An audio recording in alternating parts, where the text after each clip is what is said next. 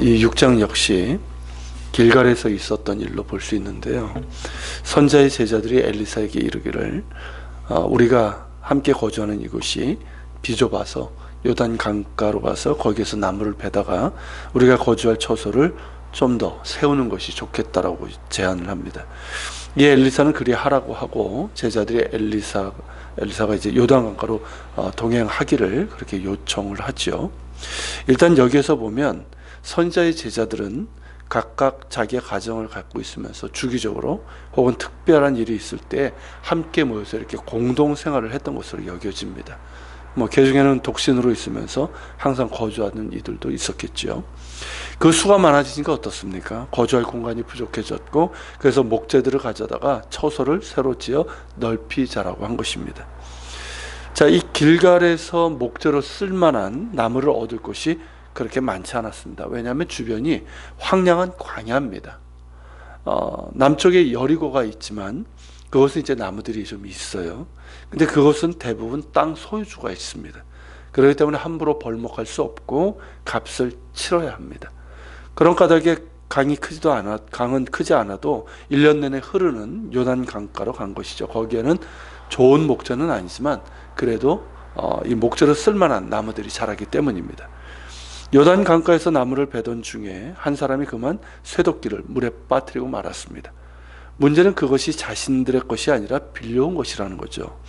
찾지 못하면 그 값을 치러줘야 되는데 그 당시에 철제 농기구는 상당히 비쌌습니다. 지금하고 틀려요. 굉장히 비쌌습니다. 그러니까 가난한 제자들로서는 그 값을 치러줄 만한 여력이 없었습니다. 그만큼 선지자 이 공동체의 생활의 형편이 어려웠다는 거예요. 그러니까 나무를 베다가 크게 짓자, 우리가 생각하는 근사한 집이 아니라 겨우 그냥 이렇게 바람 정도 막을 수 있는 그런 걸 얘기하는 거죠.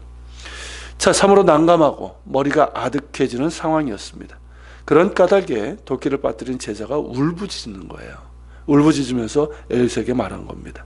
그러자 엘리사는 쇠도끼가 어디에 빠졌는지를 묻고는 그곳에 나뭇가지를 베어 물에 던졌고, 그러자 쇠도끼가 올라왔습니다.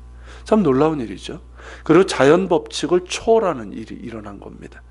나뭇가지가 물에 뜨지만 무거운 쇠도끼가 떠오를 수는 없는 것이죠. 그런데 그런 일이 일어난 것입니다. 그리고 이 이야기는요, 단순한 흥미거리가 아니라 마치 또 우리나라 전래 동화에 나오는 어떤 금도끼, 은도끼와 같은 그런 동화가 아니라는 점입니다. 이 일은 실제로 있었던 일이고, 또 이 일을 통해서 우리는 하나님의 자비하심을 볼 수 있다는 것입니다. 자, 엘리사와 그의 제자 공동체는 가난했습니다. 그렇지만 암흑의 시대에 하나님의 말씀을 전했고 그 뜻을 행하는 선지 공동체였습니다.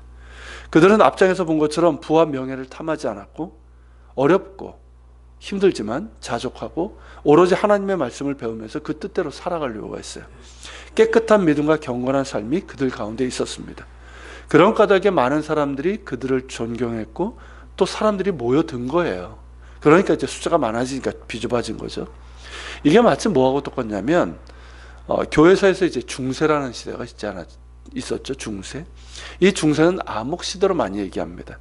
그 중세 암흑 시대 때 한 줄기 빛이 되었던 것이 바로 수도원 운동이에요. 비슷합니다.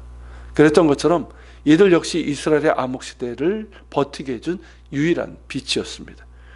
그러나 그들의 형편은 매우 열악해서 스승이 있을 때 그 스승을 대접할 만한 음식도 부족해가지고 어땠습니까? 독성 있는 그 들호박을 넣어가지고 국을 끓여가지고 탈이 나지 않았습니까? 그리고 그들이 거주할 집을 짓고자 했지만 그만한 경제적인 여력이 없는 거예요. 그러니까 직접 나무를 베어다가 지으려고 했고 벌목한 도구도 없어서 빌려와야만 했던 그들이었습니다. 그런데 빌려온 고가의 쇠도끼를 잃어버렸으니 너무나 난감하고 어찌할 바를 모를 지경입니다. 그들이 감당하기에는 너무나도 큰 짐이었습니다. 그런데 하나님께서 엘리사를 통해서 그 짐을 덜어주신 것입니다. 이 이적 역시 엘리사에게서 나온 것이 아니라 그와 함께 하시는 하나님의 능력이고 은혜입니다. 여러분, 이 사건과 비슷한 것이 복음서에 나와요. 마태복음 17장 24절부터 27절에 보면, 자, 예수님께서 갈릴리 호수 가버나움에 이르셨을 때 성전세로 반세계를 받는 자들이 있었습니다. 그들이 베드로에게 왜 너희 선생은 반세계를 내지 않느냐면 시비를 겁니다. 유대인 성인 남자는 1년에 한 번씩 이 성전세, 예루살렘에 있는 성전에다가 내는 일종의 세금인데 반세계를 내야 됐어요. 예수님께서 친히 성전이 되심으로 내실 필요가 없지만 예수님께서는 그들이 이 문제로 실족하지 않도록, 즉 이 문제로 그들의 비위를 건드릴 필요가 없고 또 제자 공동체를 자꾸만 위협할 수 있지 않습니까? 그러지 않도록 그럴 필요가 없다고 하시면서 베드로에게 바다에 가서 낚시를 던져 제일 먼저 올라오는 고기의 입을 열면 한 세계를 얻게 될 것이라고 하셨고 그렇게 됩니다. 그 물고기가 베드로 물고기라는 물고기고요. 지금도 성지순례 가면 많이 먹는 그런 물고기입니다. 근데 이 사건 역시 어떻습니까? 곤궁에 처한 저자들을 궁휼히 여기시는 주님의 은혜입니다. 제자 공동체 역시 경제적인 여력이 없었어요. 예수님이 그러지 않았습니까? 나는 여우도 굴이 있지만 나는 머리 둘 곳도 없다 하셨던 분이에요. 경제적인 여력이 없었어요. 그런데 주님께서 초자연적인 이적을 행하심으로 제자들의 짐을 덜어 주신 것입니다. 물고기 입에서 은하 한 세겔이 나온 것도 그렇고 또 물에 빠진 쇠도끼가 떠오른 것도 일반적인 상식으로는 이해하기 어려운 일이고 초자연적인 일이지만 당신의 사람들의 곤궁을 살피시고 도우시는 하나님의 능력은 지금도 우리의 생각을 뛰어넘는 일들로 나타납니다. 실제로 여러분 중세 때 아까 말씀드린 수도원 운동이 있었던 그때도 그렇고요. 실제로 엄청난 일들이 많이 일어났고요. 지금도 선교지, 정말 선교사들이 어렵고 힘든 그 상황 속에서 오직 하나님밖에 방법이 없어요. 그런 가운데서 인간의 상식을 뛰어넘는 놀라운 하나님의 일들이 지금도 일어나고 있고 또 우리의 삶에도 그러지 않습니까? 우리가 찬양으로 드렸던 것처럼 우리에게 받은 증거들 보십시오. 우리의 생각을 뛰어넘는 그런 일들이 지금도 일어납니다. 하나님은 능치 못할 일이 없으십니다. 바로 그분이 우리가 믿는 하나님, 곧 천지 지으신 전능하신 우리 주 여호와 하나님이십니다. 주님을 찬양합니다. 같이 기도합시다. 살아계신 주님, 오늘은 길갈에서 있었던, 요단강가에 있었던 놀라운 일들을 우리가 봅니다. 참 사람들이 쉽게 믿기 어려운 그런 일, 그렇게 취급을 하지만 하나님이 이것이 또 하나님께서 하시는 일이고 오직 하나님밖에 답이 없을 때 또 하나님을 의지하고 순종하는 이들에게 주시는 놀라운 은혜인 줄 압니다.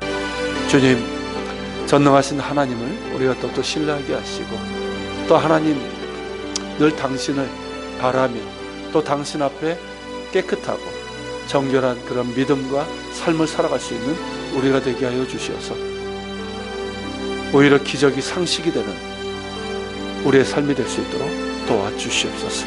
같이 기도하며 나갑시다.